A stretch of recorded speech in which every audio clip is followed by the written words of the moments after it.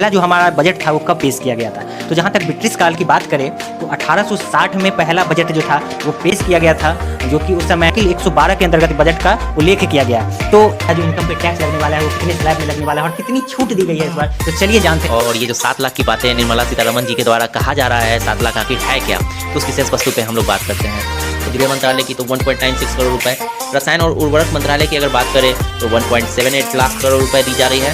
तो आपका इनकम कम है तो आपका कोई भी आपको इनकम पे टैक्स नहीं देना पड़ेगा। तो मुझे जहाँ तक लगता है आप लोग को ये समझ में आ गया होगा। Welcome back to my channel, और आज हम लोग फिर से आ गए हैं अपने एआर साथी चैनल पे। आप लोगों का स्वागत करता हूँ इस पे। और आज जैसा कि आप लोगों को थंबनेल से ही पता चल रहा हो कि आज हम एक गंभीर मुद्दा जो कि सबको इंतज़ार होता है, आम बजट जिसको हम लोग बोलते हैं, तो उस टॉपिक पे आज हम लोग बात करने के लिए आ चुके हैं। तो हम जहाँ इसकी शुरुआत करें इससे पहले मैं आपका ध्यान जो है इसके इतिहास पे आपको ले जाना चाहूँगा कि सबसे पहला जो हमारा बजट था वो कब पेश किया गया था। तो जहाँ तक ब्रिटिश काल की बात करें तो 1860 में पहला बजट जो था वो पेश किया गया था, जो कि उस समय जेम्स विल्सन थे, उन्होंने इसको रखा था। और जहाँ तक बात करें हम लोग स्वतंत्र भारत की बजट का, तो वो 1947 में आर.के. षणमुखम शेट्टी के द्वारा प्रस्तुत किया गया था। और उसके बाद जो बजट का जो है वो सिलसिला आगे चलता रहा। और जहाँ तक बात करें सबसे ज़्यादा जो बजट अभी तक पेश किया गया है वो मोरारजी देसाई के द्वारा, वो भी 10 बार, लगभग 10 बार जो है वो पेश किया गया है। और जहाँ तक महिला सदस्य में बात करें तो हमारी पहली जो फाइनेंस मिनिस्टर थी वो इंदिरा गांधी जी थी, और उन्होंने ही इसको पेश किया। और उसके बाद पूर्णकालीन जो बजट होता है वो हमारी निर्मला सीतारमण जी हैं, और उन्होंने पेश किया। और लगभग मुझे लगता है कि ये 5वीं बार इनका जो है, लगता नहीं है, ये 5वीं बार ही ये अपना बजट जो है वो पेश करने वाली है। तो चलिए दोस्तों, इतना तो हम लोग जाने बजट के इतिहास के बारे में कि आखिर बजट है क्या। और एक चीज़ और मैं आप लोग को बताना चाहूँगा कि इसका जो हमारे कॉन्स्टिट्यूशन में इसका जो वर्णन किया गया है वो आर्टिकल 112 के अंतर्गत बजट का उल्लेख किया गया है। तो आज ये तो रहा बजट की बात, तो आगे जानते हैं कि हमारा जो फाइनेंशियल ईयर 23-24 है, इसका जो बजट अभी पेश हुआ है हाल ही में, उसके बारे में अपन चर्चा करने के लिए और उसमें क्या खास चीज़ है आम लोगों के लिए, उसके बारे में चलिए जानते हैं अपने साथी से जो आपको यहाँ पे दिखाई दे रहे होंगे, उनसे चलिए पूछते हैं और जानते हैं कि इस बार का जो बजट में क्या कुछ खास है। और सही बात आपने कहा कि इस बार का जो बजट है बहुत ही खास होने जा रहा है लोगों के लिए, आम लोगों के लिए। ये तो है ही, और भी बहुत सारे तमाम ऐसे चीज़ों के बारे में इस बार बजट में बात की गई है। जहाँ तक अगर बात करें हम रक्षा मंत्रालय की, तो उसमें भी बहुत अच्छा खासा जो है इन्वेस्टमेंट करने को मिला है। सड़क परिवहन की बात करें, राजमार्ग की बात करें, रेल की अगर बात करें, या ऐसे अन्य गृह मंत्रालय, रसायन उर्वरक के बारे में बात करें, कृषि और किसान कल्याण के बारे में बात करें, तो ये तमाम चीज़ों को इस बार इस बजट में पेश किया गया है। किसके लिए कितने फ़ायदे की बात हुई है, इन सभी चीज़ों के बारे में बात करेंगे। और साथ ही साथ वीडियो के अंत तक जरूर बने रहिएगा, क्योंकि एक और भी बहुत ही इंटरेस्टिंग चीज़ होने जा रही है। हमारे संसद में का भी ध्यान इसी पे था कि जो हमारा इनकम पे जो जितना भी टैक्स लगने वाला है उसका ध्यान उसकी आकर्षित करेंगे हम लोग अपने साथियों का। तो इसके लिए आप लोग वीडियो के अंत तक बने रहे, और हम लोग अभी आपको आसान भाषा में बताते हैं कि आखिर हमारा जो इनकम पे टैक्स लगने वाला है वो कितने स्लैब में लगने वाला है और कितनी छूट दी गई है इस बार। तो चलिए जानते हैं। कहीं ये बहुत बड़ी अच्छी बात है आपने कहा, और लोगों का सबसे बड़ा ध्यान जो है एक मध्य, आपको तो सबसे हम सभी लोगों को पता है कि भारत एक मध्यम वर्गीय परिवार कहीं ना कहीं है। बहुत ऐसे लोग हैं जिनकी आज भी सालाना आय जो है 3 लाख से कम है। तो उन लोगों की नज़र सबसे पहले है इनकम टैक्स पे कि आखिर हम लोगों को सालाना इनकम कितना देना पड़ेगा। तो ये कहीं ना कहीं बहुत बड़ी अच्छी बात है। निर्मला सीतारमण के द्वारा जो बजट पेश किया गया है ये आम लोगों के लिए कहीं ना कहीं राहत भरी बात होगी, तो इस पर चर्चा करेंगे। और साथ ही साथ इस बार का जो बजट है ये 1 फरवरी 2017 से पहले की, तो वो बजट आप जानती हैं कितने। हाँ, वो 2017 से पहले फरवरी के अंत में पेश किया जाता था, लेकिन 17 के बाद से जो है वो 1 तारीख से, मतलब फरवरी का जो 1 तारीख होता है उस दिन बजट हमारे जो फाइनेंस मिनिस्टर होते हैं वो अपना फरवरी को, लेकिन जो इसका ये प्रभाव में आता है, जो लागू होता है वो 1 अप्रैल से लेकर के 31 मार्च तक का। वो बताइए कि क्या है ये महिला सम्मान पत्र। बिल्कुल, महिला सम्मान पत्र जो, हालांकि जो महिला सम्मान पत्र है जो महिलाओं पे विशेष करके मुझे लगता है कि इस पर ध्यान दिया गया है। तो इसमें जहाँ तक इस बार जो निर्मला सीतारमण जी के द्वारा कहा गया है वो 2 लाख तक का इसमें इन्वेस्ट कर सकती हैं महिलाएं, और उस पर जो है जो ब्याज की जो दर होगी वो 7.5% दिया जाएगा, जो अपने आप में एक बहुत ही अच्छी बात है, और इसमें वो अपना इन्वेस्ट कर सकती है महिलाएं।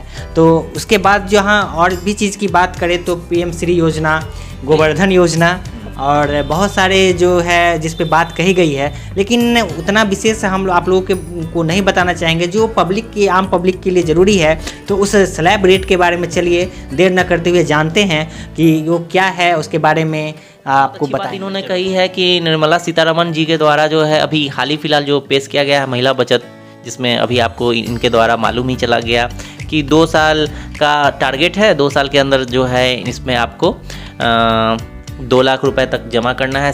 इसका जो दायरा है 2 लाख तक का है, और साथ ही साथ ये जो दायरा है आपको इसमें सालाना 7.5% इंटरेस्ट रेट मिलने, 10वें स्थान पे था आर्थिक अर्थव्यवस्था के मामले में, जो अब घट करके 5वें स्थान पे आ गया है। तो कहीं ना कहीं ये बहुत बड़ी उपलब्धि है महामारी के इस दौर में, आर्थिक मंदी के इस दौर में, कि भारत आज भी अपने आप को उस मुकाम पे और लगातार निरंतर प्रयास करते करते आज 10वां स्थान से 5वां स्थान प्राप्त कर लिया। तो कहीं ना कहीं ये भारत के लिए बहुत बड़ी बात है। बिल्कुल बिल्कुल, वो ट्रेन को पीछे छोड़ते हुए 5वां स्थान पे जो है वो भारत अपना इकोनॉमी बनाए रखा है। तो कहीं ना कहीं हमारा जो भारत है वो विकासशील देशों की ओर आ गई वो घड़ी जिसके बारे में लोग जो हैं बहुत बेसब्री से उत्सुक थे जानने को, टैक्स स्लैब। तो ये बहुत बड़ी कहीं ना कहीं बात है। चलिए जानते हैं टैक्स स्लैब्स क्या है। निर्मला सीतारमण जी के द्वारा जो ये 7 लाख का जो बात बताया गया, उसकी बातें निर्मला सीतारमण जी के द्वारा कहा जा रहा है 7 लाख आखिर है क्या, तो उस विशेष वस्तु पे हम लोग बात करते हैं।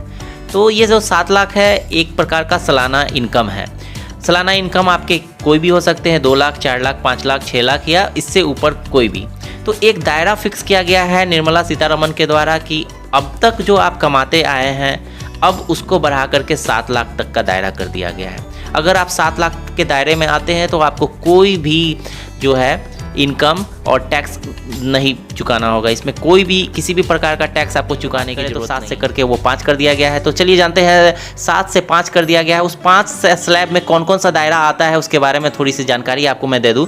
अगर बात करें 0 से 3 के बारे में तो उसमें आपको एक भी टैक्स पे नहीं करना होगा। अगर बात करें 3 से अगर आगे बढ़ते हैं, 3 से 6 के दायरे के बीच में, तो आपको 5% चुकाने पड़ेंगे। 6 से 9 की अगर बात करें तो उसमें आपको 10% की बात की जा रही है, और अगर बात करें 12 से 15 की तो 15% जा रही है। 15 से 20 की अगर बात करें तो 20%, और उससे ऊपर के लिए 30% आपका तय है बजट और टैक्स। तो ये कहीं ना कहीं बहुत बड़ी बात है। और साथ ही साथ एक और बात मैं कहना चाहता हूँ, 7 लाख जो बताया जा रहा है कि 7 लाख पे टैक्स लगने वाले हैं, लेकिन अगर बात करें टैक्स स्लैब्स की तो आप देख रहे हैं 3 से 6 पे 5% है। तो ये क्या है 7 लाख और ये क्या है 3 से 6%, 3 से 6 के बीच का ये 5% का माजरा। तो चलिए जानते हैं अपने मित्र से ये 3 से 6 और 7 लाख के बारे में। थोड़ा लोग जो है कन्फ्यूज़न है कि ये 7 लाख पे टैक्स है, लेकिन ये जो दायरा बनाया गया है 3 से 6 पे वो 5% लिया जा रहा है। तो ये बिल्कुल बिल्कुल, ये जो बात कही गई है तो एक ये गणितीय है, गणितीय मेथड की तरह उलझा हुआ ये चीज़ है। तो बहुत सारे लोगों को ये बात समझ में नहीं आया कि आखिर 7 लाख तक तो सरकार एक तरफ जहाँ बोल रही है कि छूट दे रही है, वहीं 3 से 6 लाख तक पे 5% का वो टैक्स ले रही है। तो इसके बीच का क्या दायरा है, चलिए उसको बिल्कुल हम आसान भाषा में आप लोग के सामने बात करें। तो उसमें दिखाया गया है कि 0 से 3% तक का नील है, और 3 से 6% 3 से 6 लाख का इनकम पे जो है वो 5% का जो है हमको इनकम टैक्स देना पड़ेगा। तो एक तरह से ये चीज़ कुछ समझ में नहीं आ रही है। तो मैं बताना चाहूँगा आपको, यदि आपका इनकम 7.5 लाख है, सपोज दैट आपका इनकम 7.5 लाख है, तो आपका जो इनकम टैक्स देना होगा आपको, वो आपका इस स्लैब पे लागू हो जाता है। यदि आपको समझ में नहीं आया तो मैं एक बार फिर से बताना चाहूँगा, यदि आपका इनकम 7 लाख से ज़्यादा है तो फिर आपका ये जो स्लैब है वो आपका एक्टिव हो जाएगा। और एक्टिव होने का मतलब है कि यदि 7 लाख से 1 रुपया भी ज़्यादा है तो फिर वो आपका ये स्लैब एक्टिव हो जाएगा, और आपको फिर 3 से 6 लाख तक के इनकम पे 5 लाख रुपया, फिर 5%, और फिर उसके आगे का जो भी स्लैब बनाया गया है उस तरह से आपको पे करना होगा टैक्स के रूप में। तो ये चीज़ हम आप लोगों को बताना चाहते थे। और ये जहाँ तक मुझे लगता है कि इस बार का जो बजट है वो मध्यम वर्गीय मिडिल लोगों के लिए बहुत ही अच्छा है, उसके ध्यान में रखा गया है। क्योंकि बहुत सारे लोग जो हैं इसको बजट को जो है चुनावी बजट भी कह रहे हैं, क्योंकि अपकमिंग 9 राज्यों में चुनाव भी होने वाले हैं, तो उस पर भी बहुत सारे विपक्ष के लोग ये चुनावी बजट रखते हैं। लेकिन मुझे जहाँ तक मानना है इसमें इस बार मध्यम वर्ग के लोगों के लिए खास कर ध्यान रखा गया है। और उसके बाद जहाँ तक हम लोग बात करें एक अंत्योदय योजना के तहत जो सरकार जो लॉन्च की है जो योजना है, जिसमें जो हमारे कोविड का जो समय था उसमें जो अंत्योदय योजना के तहत फ्री अनाज का जो वादा किया था जो सरकार ने, जो बिल्कुल 28 महीनों तक जो दिया सरकार ने, और उसे इस बजट के द्वारा अंत्योदय योजना के तहत 1 वर्ष के लिए फिर से बढ़ा दिया गया है। और वो जो लागू हुआ है वो जनवरी 2023 से लागू कर दिया गया है, बिल्कुल 1 वर्ष तक के लिए बढ़ा दिया गया है। तो कहीं ना कहीं ये मध्यम वर्ग के लिए काफ़ी अच्छी सूचना है और उनको इसमें तहत उनको लाभ जानकारी आपने लोगों को दिया। टैक्स स्लैब्स की बहुत बड़ी जानकारी लोगों को मिली, जो कन्फ्यूज़न था उनको आपने बहुत अच्छे से दूर किया कि कहीं ना कहीं आपकी अगर इनकम 7 लाख से अगर ऊपर हो रही है तो ये टैक्स स्लैब्स आपके एक्टिव हो जाएंगे। जी हाँ दोस्तों, ये टैक्स स्लैब्स आपके एक्टिव हो जाएंगे। अगर आपको रक्षा मंत्रालय की, तो वहाँ पे आपको रक्षा मंत्रालय में जो बजट पास किया गया है 5.94 लाख करोड़ रुपए वहाँ दिया गया है। ये कहीं ना कहीं बहुत अच्छी बात है। रक्षा मंत्रालय में काफ़ी दिनों से चर्चा भी चल रही थी मंत्रालय के द्वारा विभागीय कि हम लोगों की भी इनकम जो है बढ़नी चाहिए, टैक्स स्लैब में छूट होनी चाहिए। तो कहीं ना कहीं रक्षा मंत्रालय में इतनी बड़ी अमाउंट इन्वेस्टमेंट करना सेना के लिए बहुत बड़ी अचीवमेंट है। साथ ही बात करें अगर सड़क परिवहन और राजमार्ग की, तो वहाँ पे आपको 2.70 लाख की अगर बात करें तो सबसे पहले रेल के बारे में आपको एक बात बताना चाहूँगा कि पहले रेल का बजट अलग से पास हुआ करता था, लेकिन अब उसको जो है विलय कर दिया गया है आम बजट में। तो बात अगर करें रेलवे की, तो रेल के बजट के लिए जो पैसे इस बार दिया जा रहा है सरकार की तरफ से, वो 2.40 लाख करोड़ रुपए इस बार इन्वेस्टमेंट किया जा रहा है। तो ये कहीं ना कहीं बहुत बड़ी अचीवमेंट है। दूसरी अगर बात करें गृह मंत्रालय की, तो 1.96 करोड़ रुपए। रसायन और उर्वरक मंत्रालय की अगर बात करें तो 1.78 लाख करोड़ रुपए दी जा रही है। कृषि और किसान कल्याण की बात करें, चूँकि हमारा देश कृषि प्रधान देश है, तो जाहिर सी बात है सबसे पहला जो फोकस होनी चाहिए वो कृषि प्रधान देश यानी कि किसानों के लिए होनी चाहिए। तो इन लोगों के लिए भी बहुत ही अच्छी अमाउंट में हमारे वित्त मंत्री निर्मला सीतारमण जी के द्वारा दिया गया है। बात करें कृषि और किसान कल्याण की, तो 1.25 लाख करोड़ रुपए इन्वेस्टमेंट किया गया है।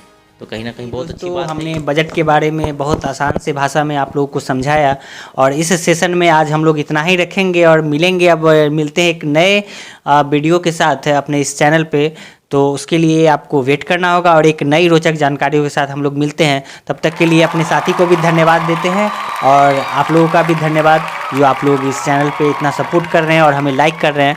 तो अपने कमेंट के माध्यम से हम लोग को ज़रूर बताइएगा कि हम लोग को और इसमें क्या क्या आगे लाएं, ताकि आप लोगों के लिए वो चीज़ अच्छा हो, जानकारी हो, और आप लोग इसके बारे में क्या कहना चाहेंगे कमेंट के माध्यम से बताएंगे। तो इसके साथ ही हम लोग इतना ही, और नमस्ते।